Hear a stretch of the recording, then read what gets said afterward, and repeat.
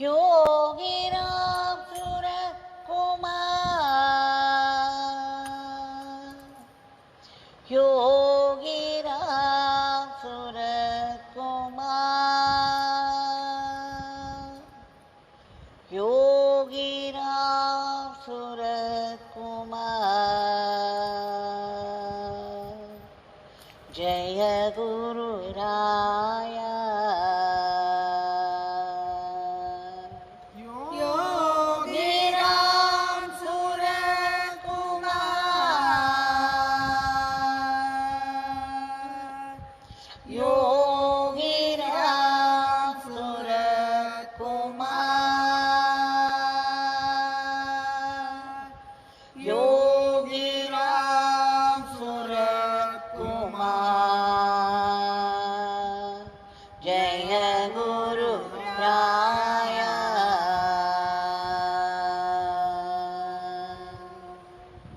भगवान श्री योगीराम सूरतकुमार की जय। सर्वं योगीराम सूरतकुमारार्पणमस्तु।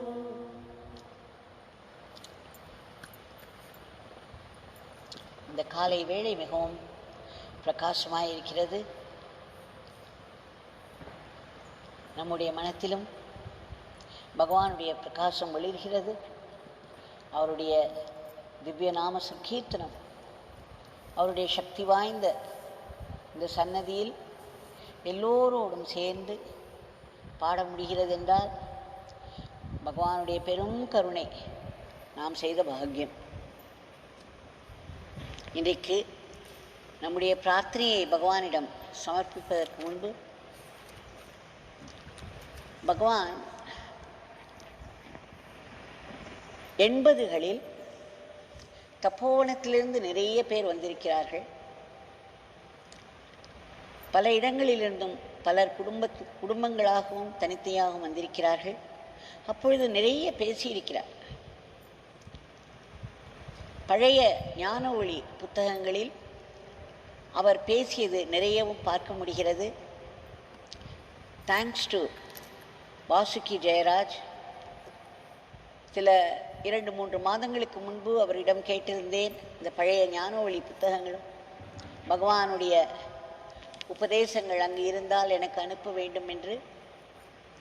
அவர் முயற்சி செய்து எவ்வளவு முடியுமோ அவ்வளவு அனுப்பி கொண்டிருக்கிறார். அதையெல்லாம் படிக்கும் பொழுது மிகவும் ஆச்சரியமாகவும் சந்தோஷமாகவும் இருக்கிறது. பகவான் அநேகமாக எல்லா டாபிக்ஸிலும் பேசியிருக்கிறார். நிறைய துளசிதாசை கோட் செய்திருக்கிறார், பகவத்கீதையை கோட் செய்திருக்கிறார், பல மகாத்மாக்களை பற்றியும் பேசியிருக்கிறார், அரசியலை பற்றி பேசியிருக்கிறார். அவர் பேசாத தலைப்புகளே இல்லை என்று சொல்லலாம். அத்தனையும் நம்முடைய வாழ்க்கைக்கு ஒட்டியவையாக இருக்கின்றன.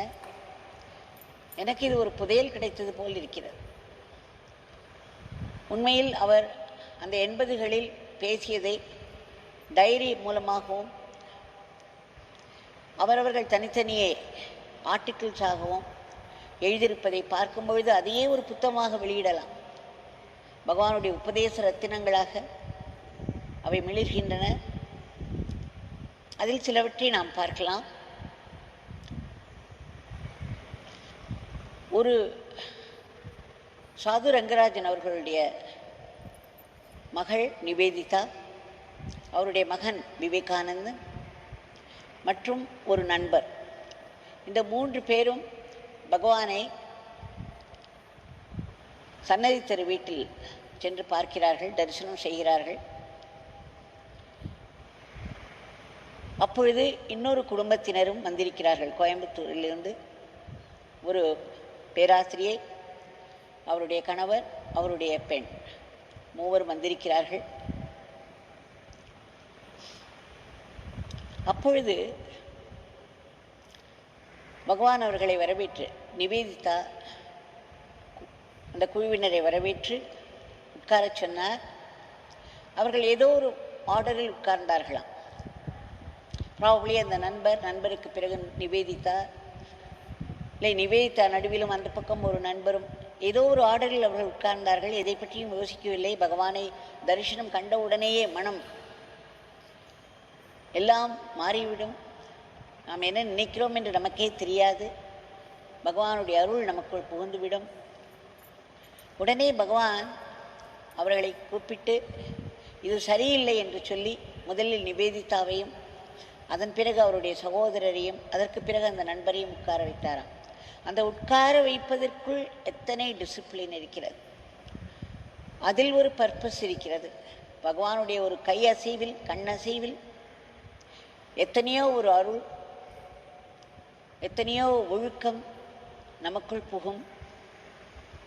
அவர் என்ன கணக்கு வைத்திருக்கிறார் என்று நமக்கு தெரியாது. ஆனால் அது இறைவனின் கணக்காக நடந்துவிடும். நமக்கு ஒரு பெரும் ஆசீர்வாதமாக ஆகிவிடும். அதிலிருந்து ஆரம்பிக்கிறது. அதன் பிறகு அப்பொழுது நிவேதிதா எம்எஸ்சி மேத்தமேட்டிக்ஸ் படித்து கொண்டிருக்கிறாள். அவர்கள் சென்னையிலிருந்து ரோலிங் ஷீல்டு பல விளையாட்டுக்கள் எல்லாம் நடத்தி பகவான் பெயரில் ரோலிங் ஷீல்டெல்லாம் ஏற்படுத்தி கொடுத்து வந்தார்கள். அதையெல்லாம் எடுத்துக்கொண்டு வந்தார்கள் பகவானிடம் காண்பித்து ஆசீர்வாதம் வாங்குவதற்காக. இப்படி அவர்கள் பேசிக்கொண்டிருக்கும் பொழுது நிவேதிதா சொல்கிறார், அவருடைய கல்லூரியில் பலர் ராமநாமம் சொல்கிறார்கள் என்று. பகவானுக்கு அது மிகவும் மகிழ்ச்சியை தருகிறது. அது ஒரு கவர்மெண்ட் காலேஜாக இருந்தால் அப்படி அங்கே சொல்ல விடுகிறார்களா என்று அவருக்கு மிகவும் மகிழ்ச்சியாக இருந்தது.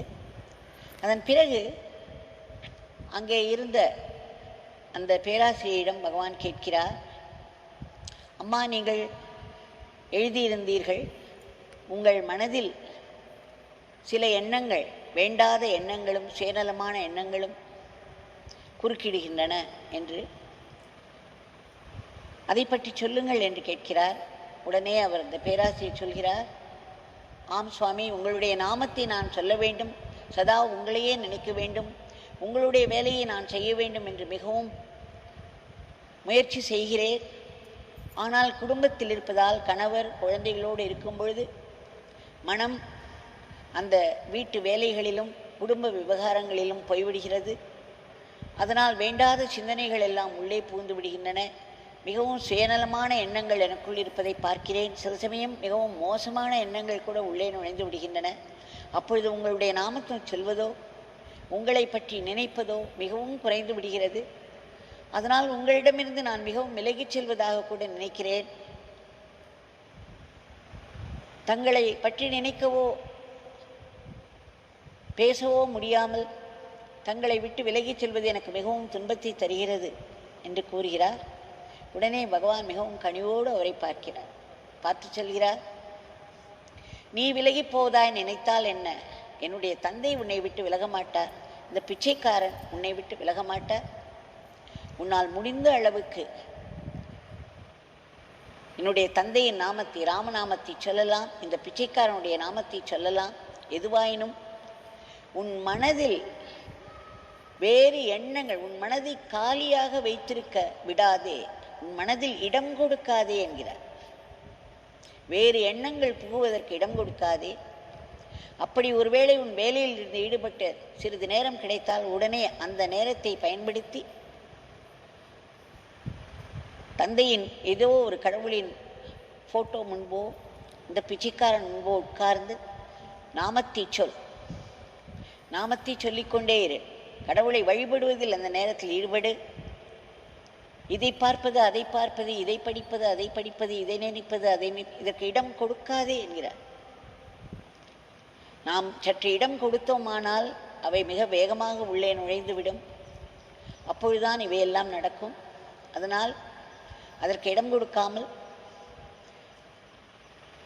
நீ கடவுளுடைய நாமத்தை சொல்லிக்கொண்டே வா, இந்த பிச்சைக்காரனின் நாமத்தை சொல்லிக்கொண்டே வா. இந்த பிச்சைக்காரனை பற்றிய எண்ணங்கள் வளர இடம் விடு என்று சொல்கிறார். அவர் யோசிக்கிறார், இது எப்படி முடியும்? வேண்டாத எண்ணங்கள் தாமாகவே மிகவும் ஃபோர்ஸோடு உள்ளே நுழைந்து விடுகின்றன. கடவுளை பற்றிய எண்ணங்களோ அவருடைய நாமமோ மிகவும் மெதுவாக தயங்கித்தான் உள்ளே நுழைகின்றன. இதை எப்படி நாம் செய்வது என்று நினைக்கிறாராம். அப்பொழுது பகவான் நிவேதிதா பக்கம் திரும்பி கேலி செய்கிறார், நிவேதிதா மேத்தமேட்டிக்ஸ் படிக்கிறார். அவர் மேத்தமேட்டிக்ஸ் படிக்கும் பொழுது இந்த பிச்சைக்காரனை நினைக்க முடியுமோ? தூங்கும் பொழுது இந்த பிச்சைக்காரனை நினைக்க முடியுமோ? ஆனாலும் ஒன்றை நினைவில் வைத்துக் கொள்ளுங்கள், கடவுள்தான் நம்முடைய வாழ்க்கையின் லட்சியம். அவரை அடைவதற்காகத்தான் நமக்கு இந்த உடலை கொடுத்திருக்கிறார், இந்த வாழ்க்கையை கொடுத்திருக்கிறார். இந்த வாழ்க்கையில் நமக்கு என்னென்ன நடக்கிறதோ அவையெல்லாம் நாம் கடவுளை நோக்கி போவதற்காகத்தான் என்பதை மறந்து விடாதீர்கள் என்று சொல்கிறார். பிறகு அவர் சொல்கிறார், நிவேதிதா மேத்தமெட்டிக்ஸ் படிக்கும் பொழுது கூட என்னுடைய தந்தைக்காக அதை படிக்க வேண்டும், கடவுளுக்காக அதை படிக்க வேண்டும். தூங்குவது கூட கடவுளுக்காக தூங்குகிறேன் என்று நினைக்க வேண்டும் என்று சொல்கிறார். உடனே பேராசிரியர் சொல்கிறார், சுவாமி, அப்படி எங்களால் நினைக்க முடியவில்லை. வீட்டு வேலைகளில் எல்லாம் ஈடுபடும் பொழுதோ அல்லது காலேஜில் நான் டீச்சிங் செய்யும் பொழுதோ உங்களை கம்ப்ளீட்டாக மறந்து விடுகிறேனே. உங்களுடைய வேலையிலிருந்து நான் மிகவும் விலகிச் செல்வது போல் தோன்றுகிறது என்று சொல்லும் பொழுது பகவான் சொல்கிறார், வீட்டு வேலைகள் என்று தனியாக இருக்கின்றனவா? இந்த பிரபஞ்சத்தில் உள்ள அத்தனை வேலையும் என்னுடைய தந்தையின் பணிதான். நீ உன் கணவனுக்காக செய்யும் சர்வீஸ், உன்னுடைய கணவனுக்காக செய்யும் பணிவிடைகள் எல்லாம் இந்த பிச்சைக்காரனுக்கு செய்வதாக நினைத்துக்கொள். உன்னுடைய குழந்தைகளுக்கு செய்யும் பணியை எல்லாம், சேவையை எல்லாம் இந்த பிச்சைக்காரனுக்கு செய்வதாக நினைத்துக்கொள். நீ உன்னுடைய கணவனுக்கு செய்யும் சேவை இந்த பிச்சைக்காரனுடைய வேலை. உன் குழந்தைகளை நீ பார்த்து கொள்ளும் பொழுது உன் குழந்தைகளுக்கு செய்யும் சேவை இந்த பிச்சைக்காரனின் வேலை, என் தந்தையின் பணி. நீ ஏன் அதை தனியே பிரித்து பார்க்கிறாய்? ஆனால் நீ ஒவ்வொரு வேலையும் செய்யும் பொழுதும் என்னுடைய தந்தைக்காக, இதை கடவுளுக்காக செய்கிறேன், கடவுளுக்காக செய்கிறேன், கடவுளே என்னுடைய வாழ்க்கையின் லட்சியம், அவரை அடைவதுதான் என்னுடைய லட்சியம், இவையெல்லாம் அதற்காக ஏற்பட்டவையே என்பதை மறக்கக்கூடாது என்று சொல்கிறார். இதையெல்லாம் நிவேதிதா எழுதியிருக்கிறார். கடவுளை மறக்காதே. மொரார்ஜி தேசாய் அவர்கள் இந்த நாட்டின் பிரைம் மினிஸ்டராக ஆன பொழுது அவருடைய நண்பர்கள் பலர் அவரிடம் வந்து சொன்னார்களாம், இதை பகவான் சொல்கிறார், தேசாய்ஜி, உங்களுடைய வாழ்வின் லட்சியம் பூர்த்தியாகிவிட்டதல்லவா? உடனே மொரார்ஜி தேசாய் அவர்கள் சொன்னார்களாம், நீங்கள் என்ன சொல்கிறீர்கள்? பிரைம் மினிஸ்டர் ஆவதா என்னுடைய வாழ்வின் லட்சியம்? கடவுளை அடைவதுதான் என்னுடைய வாழ்க்கையின் லட்சியம் என்று கூறினாராம். இந்த கடவுளைக்காகத்தான் நம்முடைய வாழ்க்கை, இந்த திருவண்ணாமலையில் இருக்கும் பிச்சைக்காரனுக்காகத்தான் என்னுடைய வாழ்க்கை என்பதை தீர்மானித்து அதில் திருடமாக உறுதியாக இருந்தால், வாழ்க்கையில் நாம் என்ன வேலை செய்தாலும், எதை பற்றி நினைத்தாலும் அது எனக்காக, இந்த பிச்சைக்காரனுக்காக, என்னுடைய கடவுளுக்காக, ராமனுக்காக என்று நினைத்து கொண்டே செய்ய வேண்டும். ஏனென்றால் அனைத்தும் என் தந்தையே, அனைத்து பணிகளும் என் தந்தையின் பணிதான். இந்த எண்ணம் நம்மை விட்டு விலகும் பொழுதுதான் நாம் கடவுளிடமிருந்து விலகுகிறோம். வேலையை கடவுளிடமிருந்து பிரிக்காதீர்கள். உங்கள் எண்ணங்கள் கூட கடவுள் கொடுத்த எண்ணங்கள் என்று நினைத்தால் போதும், அவை கடவுளுக்காக எண்ணும் எண்ணங்களாக மாறிவிடும். செய்தாலும் எதை நினைத்தாலும் கடவுள் என்னிடம் போட்ட எண்ணங்கள் தான் எனக்கு வருகின்றன, கடவுள் எனக்கு கொடுத்த வேலையைத்தான் நான் செய்து கொண்டிருக்கிறேன், இதை கடவுளுக்காக செய்து கொள்கிறேன், ஏனென்றால் அவரை அடைவதுதான் என் வாழ்க்கையின் லட்சியம் என்ற எண்ணத்தை நாம் மறக்கக்கூடாது என்று திரும்ப திரும்ப பகவான் அவர்களுக்கு அதை சொல்லிக்கொண்டே இருக்கிறார். அவர் சொல்கிறார், நிவேதிதா, காட் ரியலைசேஷன் தான், கடவுளை அடைவதுதான் அவளுக்கு லட்சியம். அவள் பிஎஸ்சி படிக்கலாம், எம்எஸ்சி படிக்கலாம், அதற்கு மேற்கொண்டும் படிக்கலாம், ஆனால் கடவுள்தான் எனக்கு லட்சியம் என்பதை அவள் மறக்கக்கூடாது என்று சொல்கிறார்.